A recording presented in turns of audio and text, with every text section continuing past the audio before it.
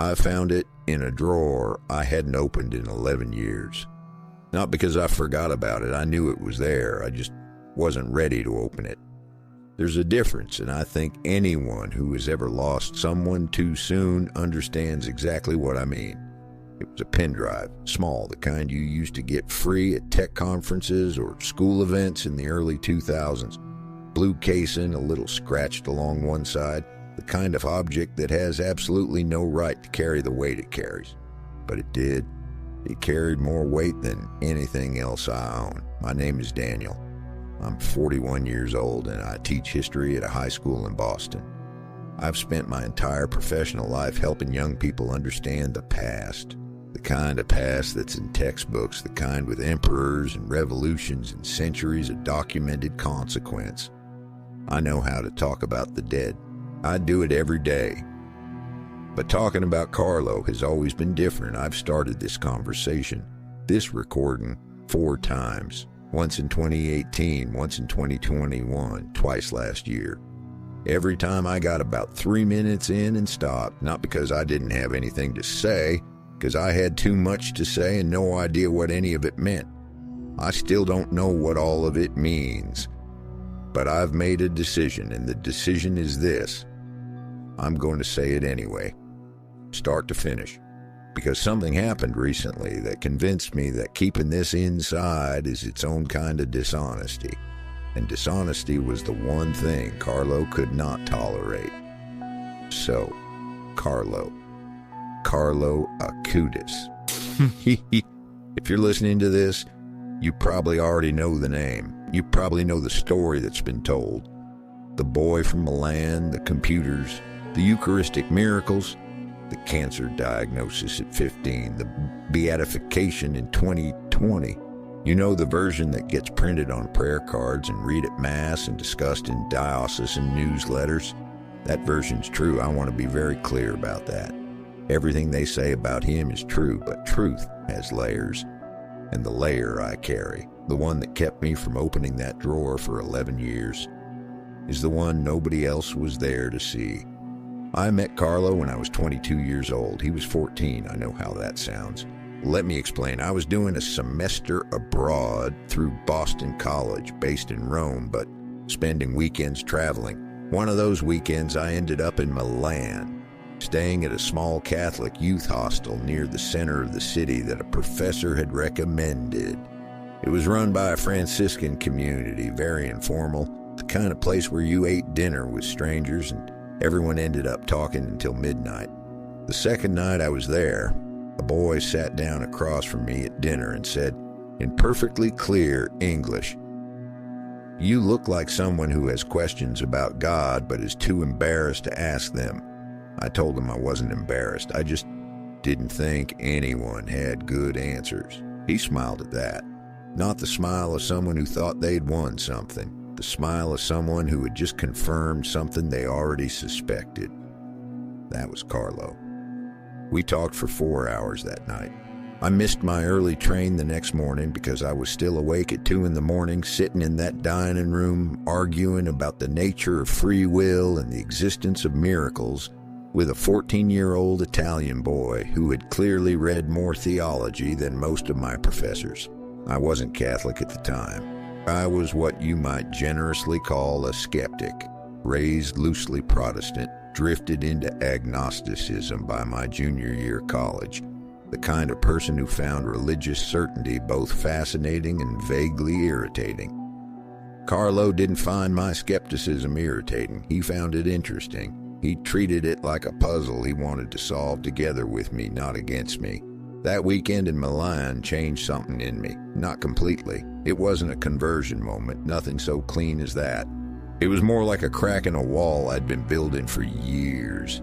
A crack I couldn't quite close again after I left. We stayed in touch after that weekend. This was 2005, so we're talking email mostly. Occasional messages. He was 14 and I was 22, and the friendship made no logical sense, but the friendship existed anyway. That's the part that's hard to explain to people who didn't know him. Carlo made friendships that made no logical sense and then somehow made them feel completely inevitable. Like, of course, you would write emails to this Italian teenager about the metaphysics of the Eucharist. Why would you do anything else? In the fall of 2006, I got an email from him that started differently than the others. The subject line was just a date. October 12, 2006. I didn't understand the significance of that date when I read it. I understand it now, but I'll come back to that. I want to tell you about the pen drive first, because the pen drive is where everything starts and where everything ends. And if I don't anchor this story to that object, I think I'll get lost in it. When I opened the drawer 11 days ago, I sat there for a long time before I actually picked it up. The room was quiet, my apartment in Boston, early morning, the radiator making that clicking sound it makes when the heat comes on. I picked up the pen drive and I held it in my hand. And I thought about what Carlo once told me about objects. He said that objects remember things that people forget, not literally. He wasn't being mystical about it, or at least not in the way you might think. He meant that we give things a weight that outlasts us. We make them into anchors. And when we're gone, the anchor is still there, holding something to the floor of a world we can no longer walk through. I plugged the pen drive into my laptop, and I found things I was not prepared to find. But before I tell you what was on it, I need to tell you what Carlo told me in that October 2006 email, because without that, the rest of this doesn't make sense. And making sense of it, trying to at least, is the reason I'm finally talking. I need to give you some context about the months before that email, because context is everything with Carlo. He didn't say things out of nowhere. Everything he said was the last visible point of a long line of thought that had been developing underneath the surface, sometimes for months, sometimes for years. When he finally said something, it felt sudden. It wasn't. In the spring of 2006, Carlo had been working on something he called his project. If you know anything about him, you know what that project was, the website documenting Eucharistic miracles from around the world. He'd been building it for a couple of years by then, traveling to verify the accounts, photographing evidence, cross-referencing historical records with a level of methodical discipline that would have been impressive in a 40-year-old archivist. In a 16-year-old with a soccer jersey on the back of his chair, it was something else entirely. He'd written to me about the project before. Usually he was enthusiastic about it, not in a loud way. Carlo was never loud, but with that particular kind of quiet energy he had, the kind that made you feel like whatever he was describing was the most important thing happening in the world at that moment. But the spring emails were different. They were still focused, still precise. But underneath the precision, there was something I hadn't heard from him before. I would call it urgency, but that's not quite right either. It was more like a man who has been looking at a map for a very long time and has finally located, with certainty, where he's standing. He wrote to me in April of that year about a trip he'd made to Lanciano in Abruzzo. The Eucharistic miracle there is one of the oldest documented, 8th century. A Basilian monk who doubted the real presence, the host, and wine reportedly transforming into actual flesh and blood during the Mass. Carlo had been there before, but this time he wrote differently about it. He said he had been standing in front of the reliquary for a long time and that something had happened inside him that he didn't have words for yet. He said the closest he could come to describing it was that he had understood, not just believed, but understood that what was happening in the world right now required witnesses, and that a witness wasn't someone who watched. A witness was someone who refused to look away. I wrote back and asked him what he meant by what was happening in the world right now. He didn't answer that question directly. He said he'd explain when he had it clearer in his own head. That was April. In September, he wrote again. Shorter email, no theological discussion. He said he'd been reading a lot. He mentioned Fatima, specifically the third secret of Fatima, the vision given to the 3 shepherd children in 1917. the one the Vatican had officially released in 2000. He said he had been thinking about the bishop dressed in white, the figure in the vision who climbs a mountain strewn with the bodies of the dead and is killed. He said most people read that as a prophecy about the 20th century, John Paul II, the 1981 assassination attempt, the end of communism. He said he wasn't so sure that reading was complete. I wrote back and said I wasn't following him. He said, "Give me a few weeks." Then came October the 12th. The email was long, longer than anything he had sent me before. I want to be careful here about how I describe it because I am not a theologian and I am not a mystic, and I don't want to put claims into his words that weren't there. What I'm going to do is tell you what he said as accurately as I can, and then I'm going to tell you what I made of it, and I'll let you decide what to do with that. He started the email by saying that he had been thinking about the Antichrist, not in the Hollywood sense, not the beast with 7 heads, not the horror movie image that word tends to conjure in modern ears. He meant the concept in its original theological weight, the way the early church fathers used it. He wrote that the word Antichrist in its Greek root doesn't just mean against Christ, it means in the place of Christ, a substitution, something that occupies the space where truth should be and presents itself as the real thing. He wrote that he thought this was the most important thing to understand about the world we were living in, not that there was a single figure arriving on a specific date, but that the mechanism of substitution, the replacement of the real with a convincing copy, was already operating, had been operating, and was accelerating. He talked about what he called the globalization of indifference. He said that the opposite of faith wasn't doubt. The opposite of faith was distraction. A world so saturated with images, with information, with noise, that the capacity to be still long enough to encounter anything real had been systematically eroded. He said this wasn't an accident. He wasn't a conspiracy theorist. He was very specific about that. But he said that the erosion of interiority, the human capacity to go inside oneself and find something true, was the precondition for everything else. A person who has lost access to their own depth is a person who can be filled with anything. Then he wrote something that I've thought about almost every day since. He wrote, "The Antichrist will not come as something obviously evil. Evil that announces itself is just theater. It will come as something beautiful, as progress, as liberation, as the promise that you can finally be everything you want to be without the inconvenience of being accountable to anything outside yourself. It will come wearing the face of freedom, and it will be the most elegant cage ever constructed." I remember reading that and sitting back from my laptop. I was 23 years old, sitting in a coffee shop in Cambridge, Massachusetts. Outside the window, the street was full of people walking fast with earphones in, and I remember thinking that this 16-year-old Italian boy was describing something I could see happening and had never had language for.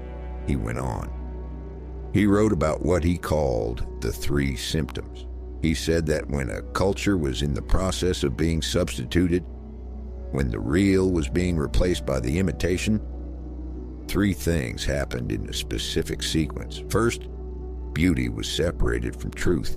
Art, music, architecture, language, they all continued to exist, but they became disconnected from any claim to meaning beyond sensation. You could have the feeling without the substance. Second, community was replaced by connectivity. People would be more reachable than at any point in human history and more profoundly alone. The form of relationship would persist while the content hollowed out. And third, this was the one that stopped me cold. He said that the sacred would not be destroyed. It would be curated, managed, turned into content, distributed, and consumed. And in that distribution, something essential would be extracted from it the way you can press a flower into a book and preserve its shape and lose everything that made it alive. He ended the email with a question. He asked me, Daniel, do you believe it's possible for one life lived with full intention to push back against something that large, not to defeat it, just to push back, to be a counterweight, to be, as he put it, a fixed point in a world where everything is moving? I didn't know how to answer that question. I told him I needed to think about it. I asked if he was okay. He said he was fine. He said actually he was more than fine. He was strangely at peace, which was not how he'd felt in the spring, and he was grateful for that.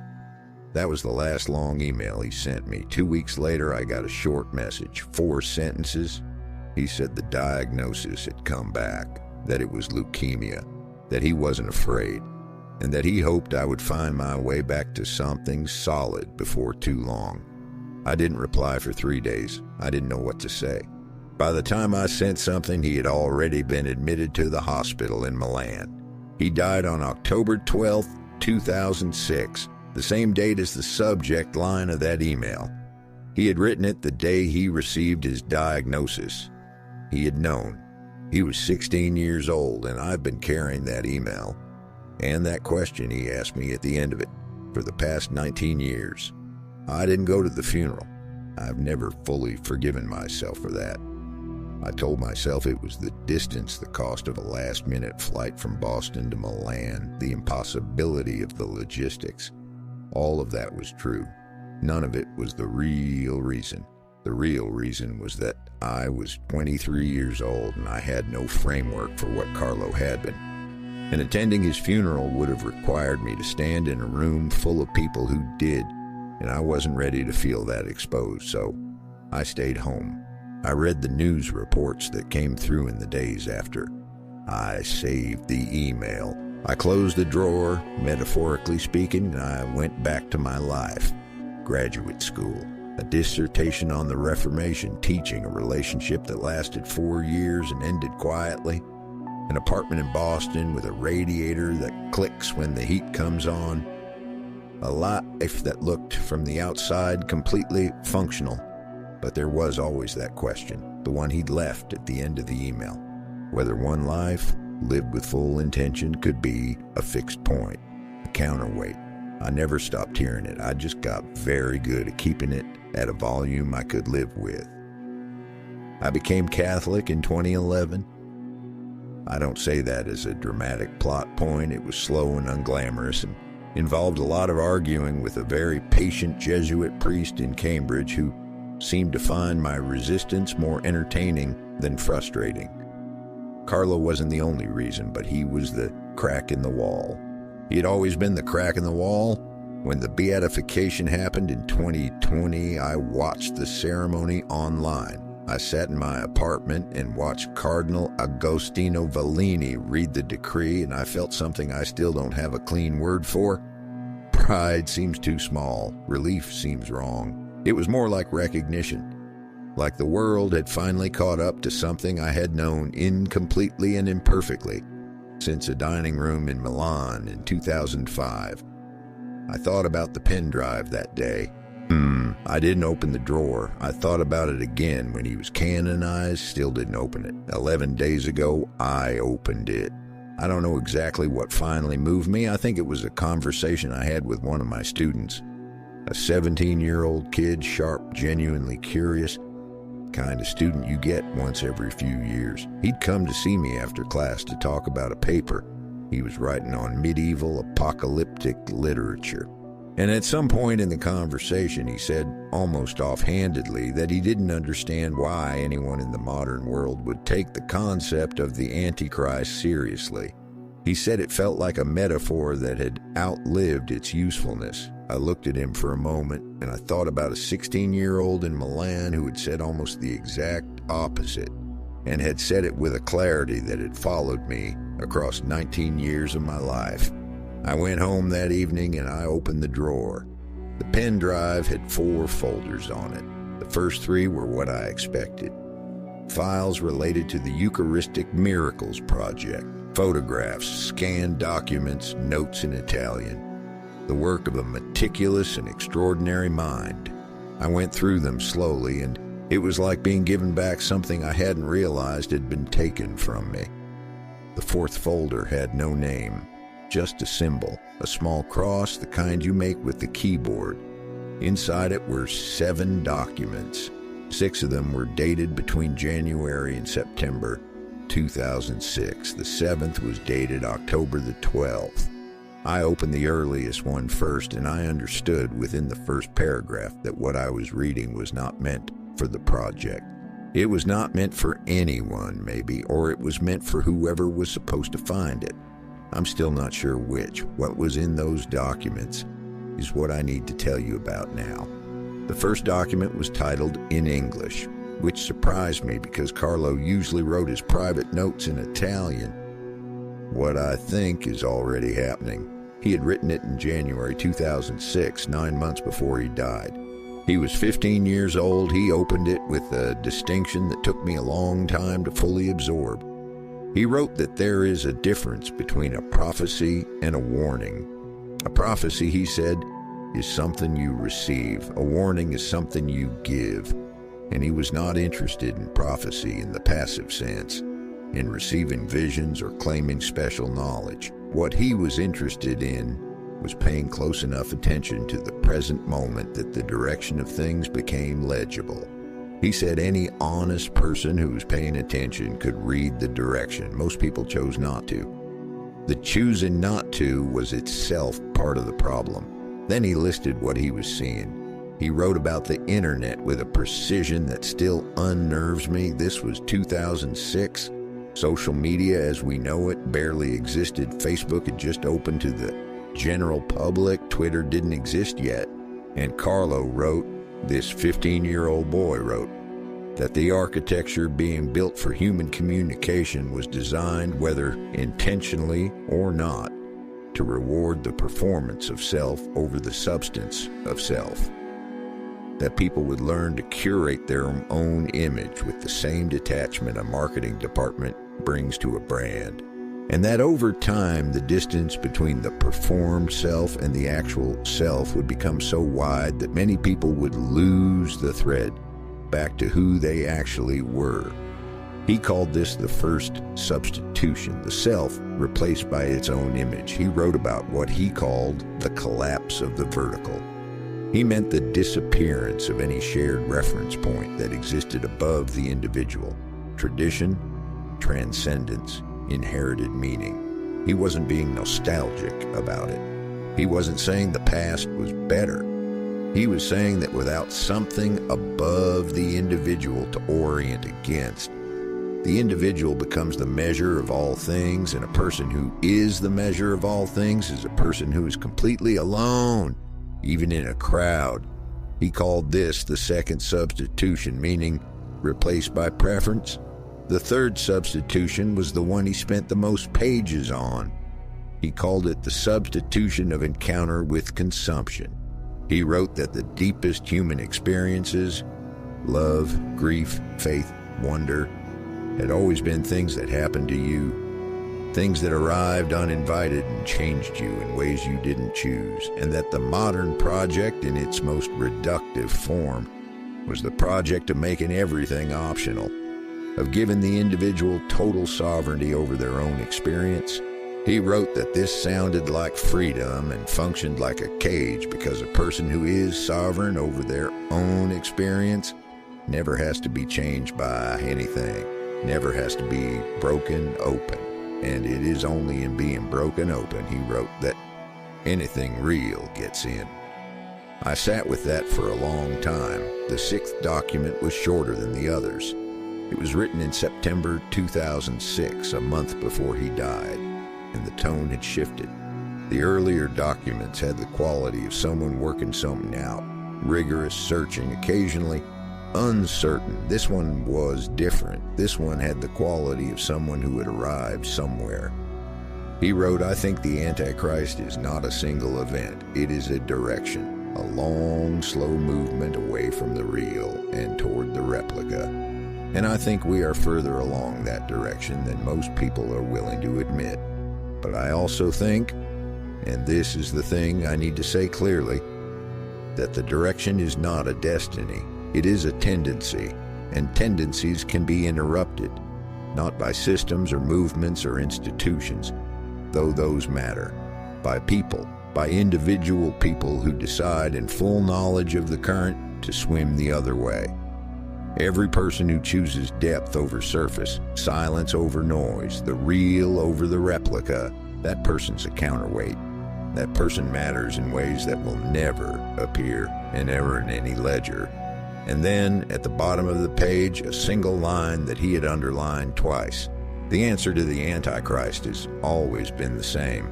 A life given completely, not dramatically. Completely. I didn't open the 7th document that night. I closed the laptop and I sat in the dark for a while, listening to the radiator. I opened it the next morning. The 7th document had no title. It was dated October the 12th, 2006, the day of his diagnosis, the day he died, 3 weeks later. The same date he had put in the subject line of that email to me. It was short, the shortest of all 7. I'm going to tell you what it said as precisely as I can, because I've read it enough times now that I could probably recite it in my sleep. He wrote that he was not afraid. He said he wanted to put that down clearly, not for anyone else's benefit, but because writing a thing makes it more real than just thinking it, and he wanted it to be real. He was not afraid. He wrote that he had been given, in his estimation, a small life in terms of duration and a large one in terms of what had been placed inside it. He said he didn't fully understand why. He wasn't interested in the question of why, actually. He was interested in the question of whether he had used it honestly. Then he wrote something directed very specifically outward, not to God, not to his family, to whoever was going to find this. He wrote, "If you are reading this, you are probably someone who knew me, which means you are probably someone who is still deciding something. I don't know what you're deciding, but I know that the fact that you're still deciding means you haven't given up on the idea that the decision matters. Don't give up on that. The moment you stop believing your choices have weight is the moment you become available to be filled with something that isn't yours." He wrote one more paragraph after that, about the pen drive itself. He said he had put everything he'd worked on onto it because he wanted it to survive him in a form that was useful and not just sentimental.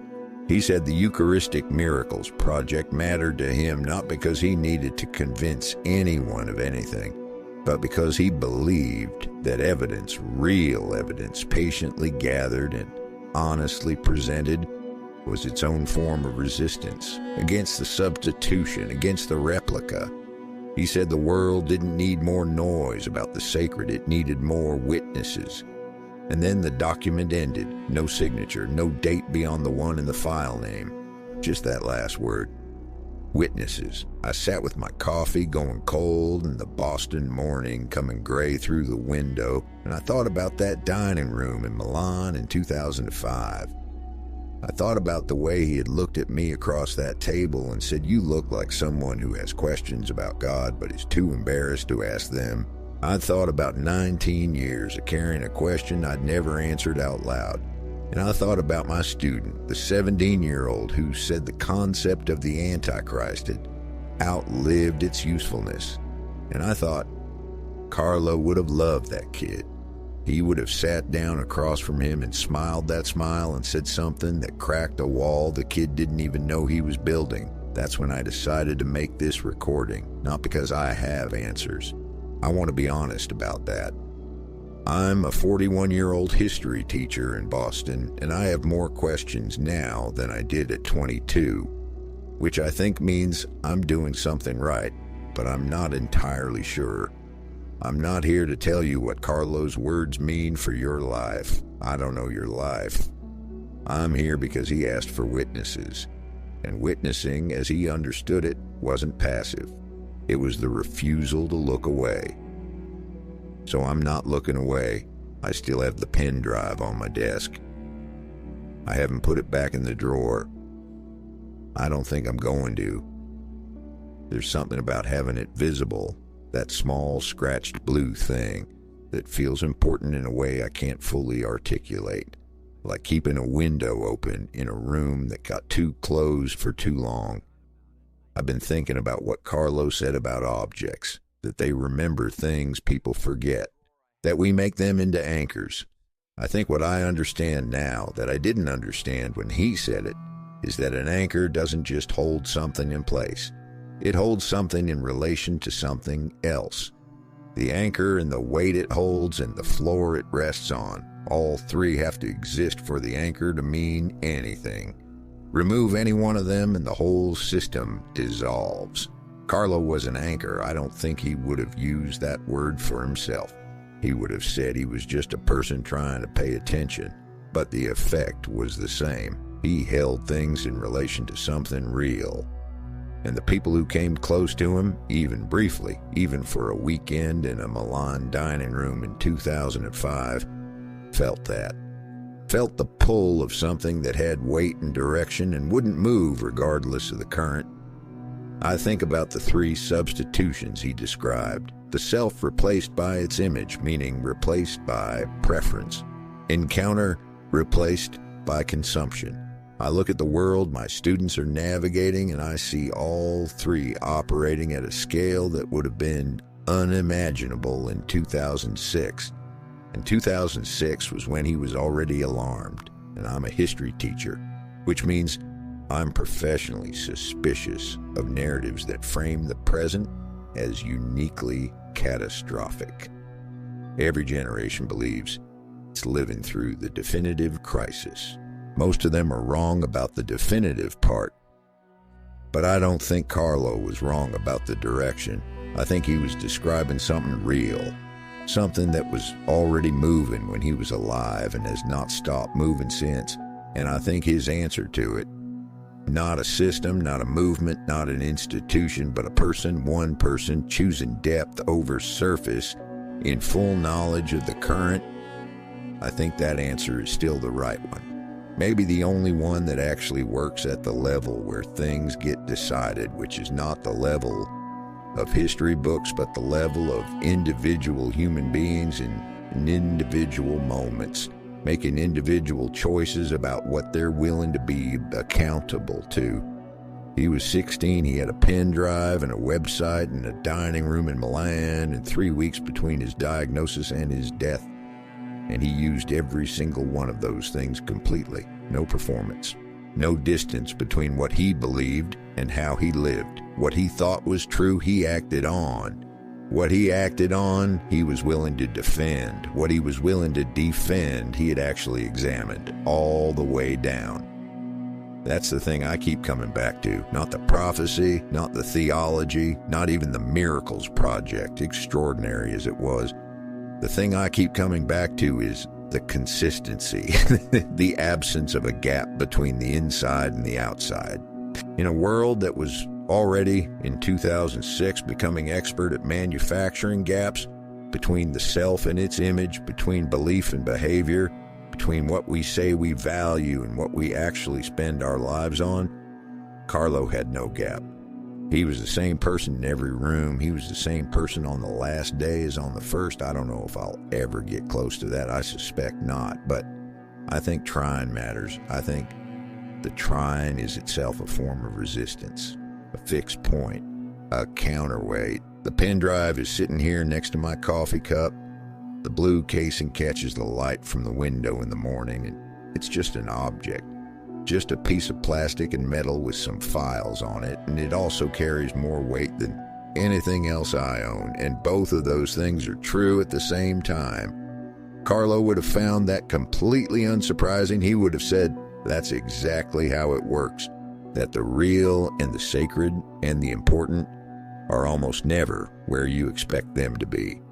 Not in the grand gestures, not in the official ceremonies, not in the version of things that gets printed on prayer cards. They're in the small, scratched, everyday objects, in the dining rooms, in the questions asked across a table by someone who sees a wall in you and wants to know what's on the other side. I'm still finding out what's on the other side. I think that's probably the right place to stop.